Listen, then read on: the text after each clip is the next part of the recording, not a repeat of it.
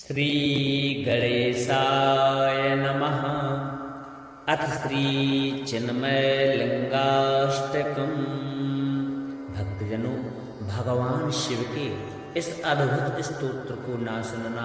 ठीक वैसा ही है जैसे नदी के किनारे खड़े रहकर भी प्यासा रह जाना। लिंगाष्टकम तो आप सभी ने सुना है, लेकिन हम शर्त लगाकर कह सकते हैं कि शिव जी का एक ऐसा मधुर स्तोत्र है जो आपने शायद कभी नहीं सुना होगा। इस दिव्य स्तोत्र की फलश्रुति में वर्णन है कि जो मनुष्य भगवान रुद्र द्वारा रचित इस अद्भुत चिन्मय लिंगाष्टक का पाठ करता है वह मनचाहा फल प्राप्त करता है और श्रेष्ठतम सदाचारी पुरुष बन जाता है। चिन्मय लिंगाष्टकम यह कोई साधारण स्तुति नहीं, यह शिव के उस रूप का स्मरण है जिसके आगे ब्रह्मा तक नतमस्तक हो जाते हैं, जिसका तेज करोड़ों सूर्यों को राख कर दे और जिसकी एक झलक से अष्ट महाभय, मृत्यु, रोग, पाप, अभिशाप, विनाश सब मिनटों में जलकर भस्म हो जाते हैं। तो आइए भाव भक्ति के साथ में श्रवण करते हैं श्री चिन्मय लिंगाष्टकम। अथ श्री चिन्मय लिंगाष्टकम्। ब्रह्ममुखामर पूजित लिंगम जिह्मग भूषण भूषित लिंगम सिंह महामद मर्दन लिंगम चित्त सदा भज चिन्मय लिंगम कनक धराधर कार्मुक लिंगम सनक मुखादिषु सन्नुत लिंगम दिनकर कोटि सुदीधिति लिंगम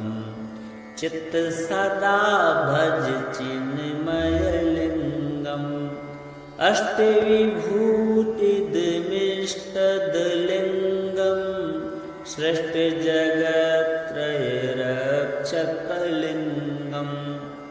अष्ट महाभय शिक्षक लिंगम चित्त सदा भज चिन्मय लिंगम मत्त गजाजिन्वेष्टित लिंगम दग्ध जगत पंचक लिंगम उत्तम पुरुष वत्सल लिंगम चित्त सदा भज चिन्मय लिंगम अंग भवांग शुभंगद लिंगम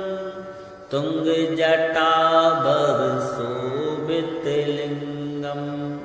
मंगलदायक मद्भुत लिंगम चित्त सदा भज चिन्मय लिंगम पंकज नेत्र समर्चित लिंगम शंकर माधमिमोचित लिंगम संकट दोष निवर्तक लिंगम चित्त सदा भज चिन्मय लिंगम अभ्रसभांतर नर्तन लिंगम शुभ्र विभूति विभूषित लिंगम शुभ्र हृदम्बुज शोभित लिंगम चित्त सदा भज चिन्मय लिंगम कुंदवनांतर मंदिर लिंगम मंदहसानन सुंदर लिंगम वंदित भक्त जनावृत लिंगम चित्त सदा भज चिन्मय लिंगम श्री ब्रह्ममुखामर पूजित लिंगम जिह्मग भूषण भूषित लिंगम सिंह महामद मर्दन लिंगम चित्त सदा भज चिन्मयलिंगम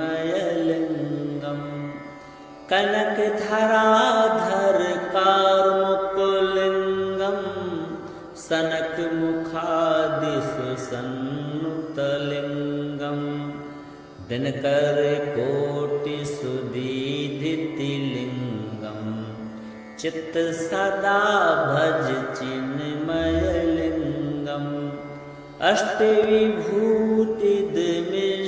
अष्टविभूतिदमिष्टदलिंगम सृष्ट जगत्त्रयरक्षकलिंगम अष्टमहाभय शिक्षकलिंगम चित्त सदा भज चिन्मयलिंगम मत्त गजाजिन्वेष्टितलिंगम दग्ध जगत्कृत पंचकलिंगम उत्तम पुरुष वत्सलिंगम चित्त सदा भज चिन्मयलिंगम अंग भावांग शुभंगदलिंगम तुंग जटाबर शोभितलिंगम मंगलदायक मद्भुतलिंगम चित्त सदा भज चिन्मयलिंगम पंकज नेत्र समर्चितलिंगम शंकर माधमिमोचितलिंगम संकट दोष निवर्तक लिंगम चित्त सदा भज चिन्मयलिंगम अभ्रसभान्तर नर्तनलिंगम शुभ्र विभूति विभूषितलिंगम शुभ्र हृदम्बुज शोभितलिंगम चित्त सदा भज चिन्मयलिंगम कुंदवनांतर मंदिरलिंगम मंदहसानन सुंदरलिंगम वंदित भक्त जनावृतलिंगम चित्त सदा भज चिन्मयलिंगम श्री ब्रह्म मुखामर पूजितलिंगम जिहमग भूषण भूषितलिंगम सिंह महामद मर्दनलिंगम चित्त सदा भज चिन्मयलिंगम कनक धराधर कार्मुकुलिंगम सनक मुखादिषु सन्नुतलिंगम दिनकर कोटि सुदीधितिलिंगम चित्त सदा भज चिन्मयलिंगम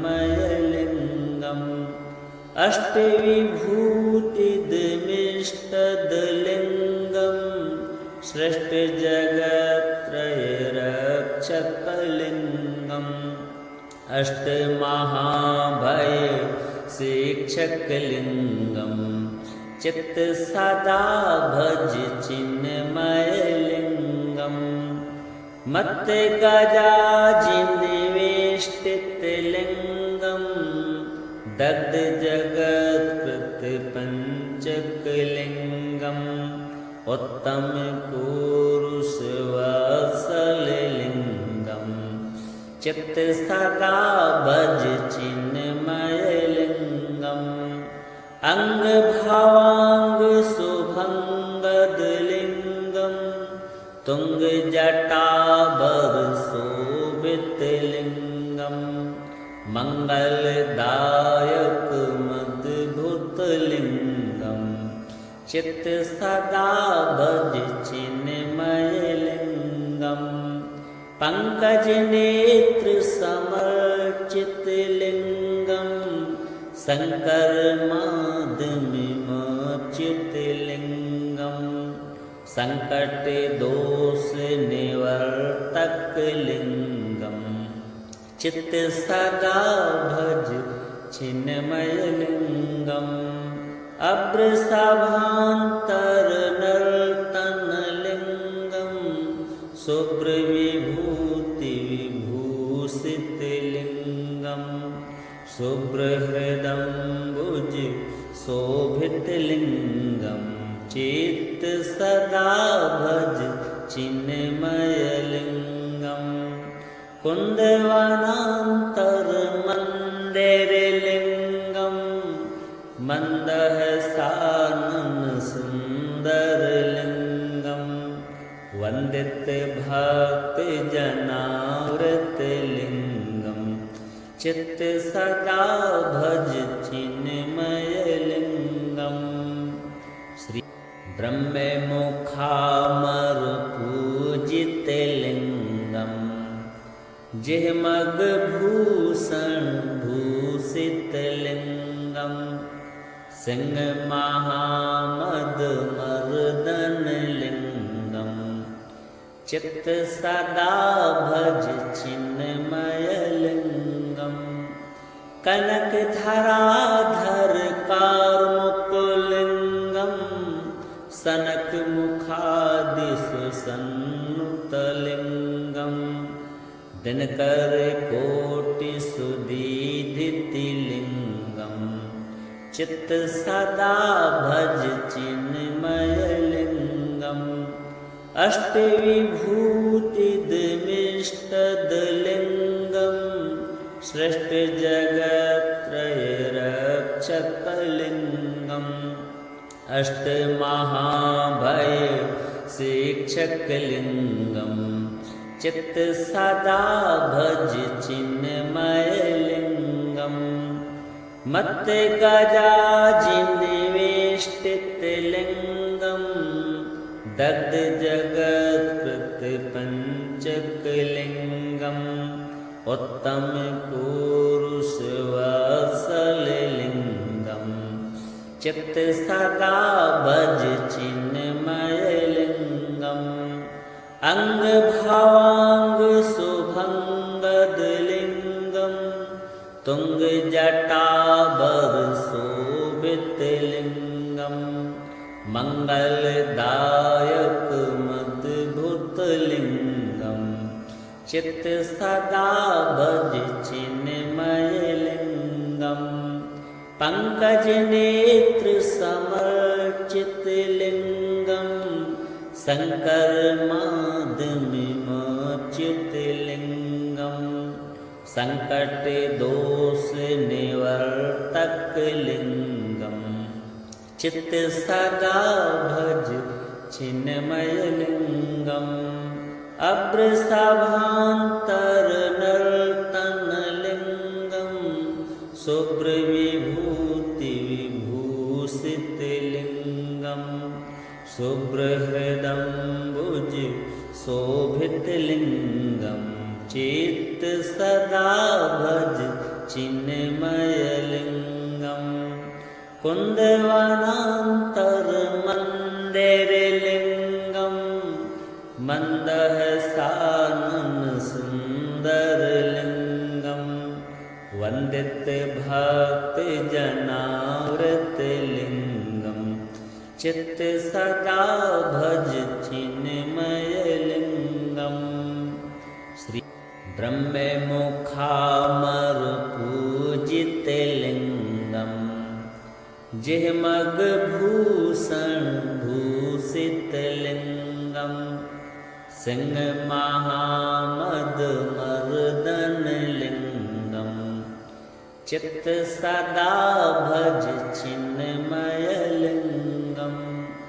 कनकधराधर कार्मुकलिङ्गं सनकमुखादिसुसन्नुतलिङ्गं दिनकरकोटिसुदीधितलिङ्गं चित्त सदा भज चिन्मयलिङ्गम् अष्टविभूतिदमिष्टदलिङ्गं सृष्टजगत्त्रयरक्षकलिङ्गम् अष्टमहाभय शिक्षकलिङ्गं चित्त सदा भज चिन्मयलिङ्गं मत्त गजाजिन्वेष्टितलिङ्गं दग्ध जगत्कृतपञ्चकलिङ्गम् उत्तम पुरुषवत्सललिङ्गं चित्त सदा भज चिन्मयलिङ्गम् अङ्गभवाङ्ग शुभङ्गदलिङ्गं तुङ्गजटाभर शोभितलिङ्गं मङ्गलदायक मद्भुतलिङ्गं चित्त सदा भज चिन्मयलिङ्गम् पङ्कजनेत्र समर्चितलिङ्गं शङ्करमाधविमोचितलिङ्गं सङ्कटदोषनिवर्तकलिङ्गं चित्त सदा भज चिन्मयलिङ्गम् अभ्रसभान्तरनर्तनलिङ्गं शुभ्रविभूतिविभूषितलिङ्गं शुभ्रहृदम्बुज शोभितलिङ्गं चित्त सदा भज चिन्मयलिङ्गं कुन्दवनान्तरमन्दिरलिङ्गं मन्दहसानन सुन्दरलिङ्गं वन्दित भक्तजनावृतलिङ्गं चित्त सदा भज चिन्मयलिङ्गम् श्री ब्रह्ममुखामरुपूजितलिङ्गं जिह्मग्भूषण भूषितलिङ्गं सिंहमहामदमर्दनलिङ्गं चित्त सदा भज चिन्मयलिङ्गम् कनकधराधर कार्मुकलिङ्गं सनकमुखादिसुसन्नुतलिङ्गं दिनकरकोटिसुदीधितलिङ्गं चित्त सदा भज चिन्मयलिङ्गम् अष्टविभूतिदमिष्टदलिङ्गं सृष्टजगत्त्रयरक्षकलिङ्गम् अष्टमहाभय शिक्षकलिङ्गं चित्त सदा भज चिन्मयलिङ्गम् मत्त गजाजिन्वेष्टितलिङ्गं दग्ध जगत्कृतपञ्चकलिङ्गम् उत्तम पुरुषवत्सललिङ्गं चित्त सदा भज चिन्मयलिङ्गम् अङ्गभवाङ्ग शुभङ्गदलिङ्गं तुङ्गजटाभर शोभितलिङ्गं मङ्गलदायक मद्भुतलिङ्गं चित्त सदा भज चिन्मयलिङ्गम् पङ्कजनेत्र समर्चितलिङ्गं शङ्करमाधविमोचितलिङ्गं सङ्कटदोषनिवर्तकलिङ्गं चित्त सदा भज चिन्मयलिङ्गम् अभ्रसभान्तरनर्तनलिङ्गं शुभ्रविभूतिविभूषितलिङ्गं शुभ्रहृदम्बुज शोभितलिङ्गं चित्त सदा भज चिन्मयलिङ्गम्